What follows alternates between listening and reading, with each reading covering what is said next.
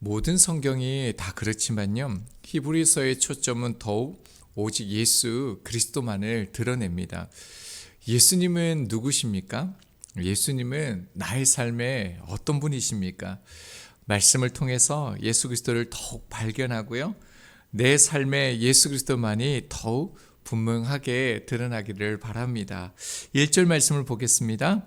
옛적의 선지자들 통하여 여러 부분과 여러 모양으로 우리 조상들에게 말씀하신 하나님이다라고 말하고 있습니다. 하나님이 어떠한 분이심을 설명하는 내용이죠. 어떤 하나님이십니까? 말씀하시는 하나님이십니다. 옛적의 선지자를 통하여 여러 부분과 여러 모양으로 우리에게요, 다양한 선지자들 통하여 또 수많은 사람들을 통하여 다양한 방법으로 하나님의 뜻을 우리에게 알려주셨습니다. 2절 말씀입니다. 이 모든 날 마지막에는 아들을 통하여 우리에게 말씀하셨으니, 과거에는요 선지자를 통해서 말씀하셨는데 마지막 날에는 아들을 통하여 말씀하신다고 하십니다. 자, 그 많은 선지자들 통하여 무엇을 말씀하신 것입니까? 구약의 모든 것은요 오실 예수 그리스도를 보여주는 그림자입니다. 자, 그렇다면 신약의 모든 것을 다 모으면요 역시 오신 예수님이 바로 그리스도시다, 구원자이시다라는 것을 보여줍니다. 하나님의 아들이시면서요 하나님의 약속과 언약이 예수 그리스도를 통해서요 구체화되고 완전해지고요 분명해졌다는 것입니다. 예수 그리스도가 어떤 분이시라고요? 하나님의 마지막 계시라는 거죠. 하나님의 그 뜻을 예수 그리스도를 통하여 완전하게 우리 가운데 말씀하신다는 것입니다. 자, 그리고 난 후요 히브리서는 이제 근본적으로요 말씀하시는 그 하나님께서 보내신 이 마지막 계시 예수 그리스도가 어떠한 분이신지, 예수 그리스도의 그 탁월성, 예수 그리스도의 그 위대하심을요 7가지로 그 정체성을 우리 가운데 말씀해 주십니다. 한 가지 한 가지 볼 때마다 우리가 그리스도를 향한 그런 갈망하는 마음들이 더욱더 부어지기를 기대합니다. 첫 번째는요, 이 아들을 만유의 상속자로 세우셨다라고 말씀하고 있습니다. 그런데 말씀을 잘 보면요, 이 아들을 만유의 상속자로 세우시고라고 얘기합니다. 그런데 이 표현을요 사실은 더 설득력 있고 더 논리적으로 말하려면 뭐가 필요합니까? 그 창조가 어떻게 이루어졌다, 창조의 의미나 또한 이 아들 예수 그리스도께서 창조 때에 어떠한 역할, 어떤 일을 행하셨다는 것을 논리적으로 설명하면 훨씬 더 설득되어지지 않습니까? 그런데요 본문은 뭐라고 얘기합니까? 이런 논리적인 것들을 전혀 말하지 않습니다. 단지 그분은 뭐라고 선언합니까? 만유의 상속자다, 예수 그리스도만이 만유의 상속자다, 이렇게 선언하고 있는 것이죠. 마가복음 4장 39절입니다. 예수께서 깨어 바람을 꾸짖으시며 바다더러 이르시되 잠잠하라 고요하라 하시니 바람이 그치고 아주 잔잔하여졌다라고 기록하고 있습니다. 그뿐만 아닙니다. 귀신들도요, 만유도 그 예수 그리스도의 말씀 앞에 꿇어 다 경배하는 것처럼요, 귀신들도 주님을 향하여 이렇게 말씀합니다. 누가복음 4장 34절입니다. 나사렛 예수여, 우리가 당신과 무슨 상관이 있나이까? 우리를 멸하러 왔나이까? 나는 당신이 누구인지를 아노니 하나님의 거룩한 자니이다 라고 말씀하고 있습니다. 여러분, 귀신들도요, 영적인 존재들도요, 만유의 상속자이신 그 아들 예수 그리스도에게요 두려워 떨고 있다는 것입니다. 모든 만물이, 영적인 모든 피조물들이 예수 그리스도의 발 앞에 있다는 것은요, 이것이 바로 예수 그리스도의 정체성이라는 것이죠. 두 번째요, 또 그로 말미암아 모든 세계를 지으셨느니라. 예수 그리스도는 만물을 창조한 창조자이심을 말씀합니다. 여기서 모든 세대라고 번역된 이 단어는요, 모든 시대들 그를 뜻하는 단어입니다. 그러니까 예수 그리스도께서 만물을 상속받고 소유하는 정도가 아니라는 거죠. 예수 그리스도께서요 창세 전부터 오고 오는 모든 세대예요. 창조주이시라는 거예요. 그뿐만 아니라 오직 예수 그리스도만이 오고 오는 모든 세대의 통치자이심을 말씀합니다. 골로새서 1장 16절입니다. 만물이 그에게서 창조되되 하늘과 땅에서 보이는 것들과 보이지 않는 것들과 혹은 왕권들이나 주권들이나 통치자들이나 권세자들이나 만물이 다 그로 말미암아 그를 위하여 창조되었다라고 말씀합니다. 이런 사람들이 역사를 움직여가는 것처럼 보입니다. 그 바벨론의 그 느부갓네살 왕이 천하를 통일하고 난 다음에요, 자기의 성위에서 자기의 위엄을 자랑하는 장면이 나옵니다. 그때요, 하늘에서 소리가 들립니다. 다니엘서 4장 31절입니다. 이 말이 아직도 나의 왕의 입에 있을 때에, 그러니까 자기를 자랑하고 위엄을 자랑할 때입니다. 하늘에서 소리가 내려 이르되 느부갓네살 왕아 내게 말하노니 나라의 왕위가 내게서 떠났느니라 말씀합니다. 이후로요, 실제로 바벨론 역사에서 7년 동안 느부갓네살 왕의 모든 그 역사의 행적이 사라집니다. 그리고 난 후에요, 7년 뒤에 느부갓네살 왕이 다시 그 권자에 복귀하는데 느부갓네살 왕이 이렇게 말합니다. 4장 34절입니다. 그 기한이 참에 나 느부갓네살이 하늘을 우러러 보았더니 내 총명이 다시 내게로 돌아온지라. 이에 내가 지극히 높으신 이에게 감사하며 영생하시는 이를 찬양하고 경배하였으니 그 권세는 영원한 권세요 그 나라는 대대에 이르리로다 라고 말합니다. 자신은 아무것도 아니라는 거예요. 자신은 티끌과 같은 존재라는 거예요. 오직 예수 그리스도만이 만물의 주관자이심을, 통치자이심을 말씀하고 있다는 것입니다. 저 또한 나라에 대한 걱정을 이제 하지 않도록 하겠습니다. 제2, 제3 일어나도 상관이 없습니다. 왜냐하면 역사의 주관자이신 예수 그리스도만이 모든 것을 주관하시고 통치하시기 때문에 그렇습니다. 자, 3절을 보겠습니다. 이는 하나님의 영광의 광채시요 그 본체의 형상이시라. 네 번째 정체성이 무엇입니까? 먼저는요, 예수 그리스도가 하나님의 영광의 광채시다라고 말씀합니다. 요한복음 1장 14절입니다. 말씀이 육신이 되어 우리 가운데 거하심에 우리가 그의 영광을 보니 아버지의 독생자의 영광이요 은혜와 진리가 충만하더라. 여러분, 하나님의 영광의 본체가 누구라고요? 예수 그리스도라는 거예요. 예수님이 하나님의 영광의 광채, 영광의 빛을 드러내시는 분이 오직 예수 그리스도라는 것입니다. 그뿐만 아니죠. 네 번째 정체성은 무엇입니까? 그 본체의 형상이다라고 말씀합니다. 이 형상이라는 단어가요, 성경에서 유일하게 오늘 본문에서 사용되어지고 있는데요, 도장, 이게 표시라는 뜻을 가지고 있습니다. 로마의 황제들은 자신이 누구인지, 자신의 그 위엄, 통치권을 나타내기 위해서 이게 동전을 만들어서 배포를 했습니다. 동전을 만들 때요, 금에다가 이 도장을 이렇게 콱 찍는 이 단어가요, 본문의 이 형상이라는 이 단어입니다. 자, 그러니까 무엇을 말합니까? 아들이 하나님의 본체의 형상이다. 예수 그리스도께서 하나님의 본체의 형상이라는 이 말은요, 하나님과 예수 그리스도의 사이에 완벽한 일치성을 강조하신다는 것입니다. 요한복음 10장 30절입니다. 나와 아버지는 하나이니라. 예수 그리스도와 하나님이 어떠한 분이시라고요? 하나이시라는 것입니다. 아들이 우리에게 보이는 하나님으로 오셨다는 것이죠. 여러분, 하나님을 보는 방법이 유일하게 하나가 있는데요, 딱 하나가 있는데요, 그 오직 예수 그리스도를 통해서 하나님을 볼 수 있다는 것이죠. 하나님이 드러난다는 것입니다. 자, 다섯 번째 정체성을 봅니다. 그의 능력의 말씀으로 만물을 붙드시며, 여러분, 창조주시 뿐만 아니라요, 만물을 보존하시는 분이 예수 그리스도라는 것입니다.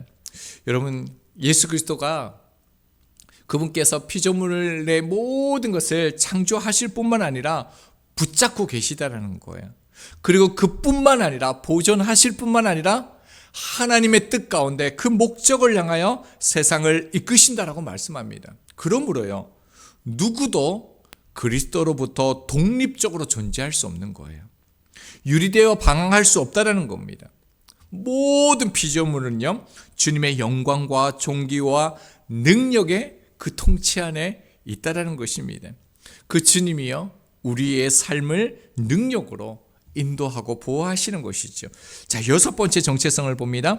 죄를 정결하게 하는 일을 하시고 라고 얘기합니다. 죄를 정결하게 하신 일을 하시는 분이요, 유일하게 예수 그리스도입니다. 요한 1서 2장 1절입니다. 나의 자녀들아, 내가 이것을 너희에게 쓰면 너희로 죄를 범하지 않게 하려 함이라. 만일 누가 죄를 범하여도 아버지 앞에서 우리에게 대언자가 있으니 곧 의로우신 예수 그리스도라. 이제 앞으로 9장과 10장을 보면요, 예수 그리스도께서 대제사장임을, 모든 죄를 위하여 희생하시는 분이시라는 이 정체성을 분명하게 말씀하고 있습니다. 자, 그리고 마지막 7번째 정체성은 무엇입니까? 높은 곳에 계신 지극히 크신 이의 우편에 앉으시느니라. 하나님의 우편에 앉아 계시는 분이요, 예수 그리스도라는 것입니다. 이 높은 곳, 지극히 크신 이 우편이라는 것은요, 어떤 공간적인 그 의미는 예수 그리스도의 그 왕권적인 통치를 말합니다. 시편 110편을 인용한 것인데요, 여호와께서 내 주에게 말씀하시기를 내가 내 원수들로 내 발판이 되게 하기까지 너는 내 오른편에 앉아 있으라 하셨도다.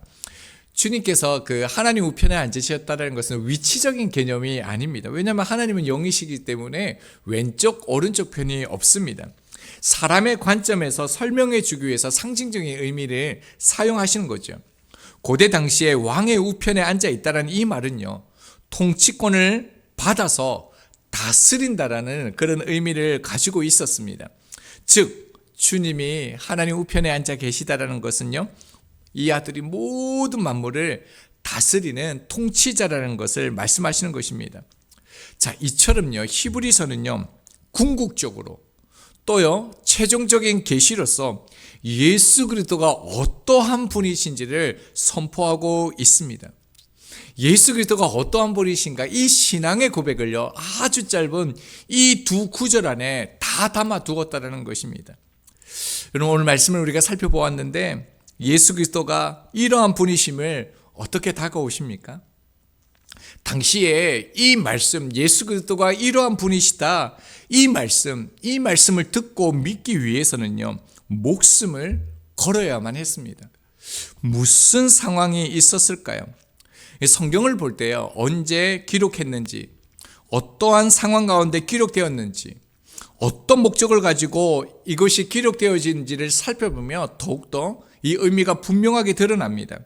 앞서 히브리서의 그 전체적인 배경을 개략적으로 살펴보았는데요, 히브리서는 네로 박해 때 그 유대교인 네로 박해와 유대교인들로부터의 그 박해 시련 가운데서 다시 유대교로 돌아가려는 그 유대인들에게 이 말씀이 전해졌습니다. 64년 7월 18일입니다. 64년 7월 18일 그 늦은 밤에요, 로마 북서쪽에서 대화재가 일어납니다. 이 불이 얼마나 컸던지요, 순식간에 불이 퍼져서 6일 동안이나 계속되어졌습니다. 그래서 로마시의 14구역 중에 10구역이 완전히 불타는 엄청난 대참사가 일어나게 되어집니다. 이때요, 가족들, 그뿐만 아니라 짐승들, 가진 모든 것들이 다 불에 타는 것들을 그 시민들이 보게 되어집니다. 이로 인해서 시민들이요, 분노하게 되어지고 폭동이 일어나게 됩니다. 그들이 당장에 그 네로 황제가 살고 있는 그 궁으로 가서요, 네로 황제를 죽이려고 합니다. 자, 왜 네로 황제를 죽이려면 역사적으로 몇 가지 이유가 있는데요, 네로 황제가 그 불을 지르고 구경했다 이런 것도 있지만요, 네로 황제가 이 북서쪽을요 완전히 다 없애고 새로운 도시를 건축하려고 했는데 그 사실 때문에 이때 이 시민들이 네로 황제가 불을 질렀다 이런 근거들이 있습니다. 그래서 이 분노한 시민들이 네로 황제를 죽이려 할 때 자신이 그렇게 하지 않았다라고 말했지만 설득력이 없는 거예요. 그래서 희생제물이 필요한 것이죠. 그때 그리스도인들이 이 불을 질렀다라고 말하게 되어집니다. 자, 그런데 여러분 한번 생각해 보십시오. 자기 그 가족들, 자기 자식들이 죽어가는 거, 아내와 남편들이 다 죽는 것을 보았는데요. 죽인 원수들에 대한, 그리스도인들에 대한 그 분노가 얼마나 컸겠습니까? 그래서 그 영화나 역사적으로 보면요, 로마로 들어오는 그 길에 그리스도인들을 그 막대에 세워서 그 인간을 촛대로 사용한 것을 우리가 볼 수 있습니다. 말로 표현할 수 없는 잔인한 핍박이 있었다라고 말합니다.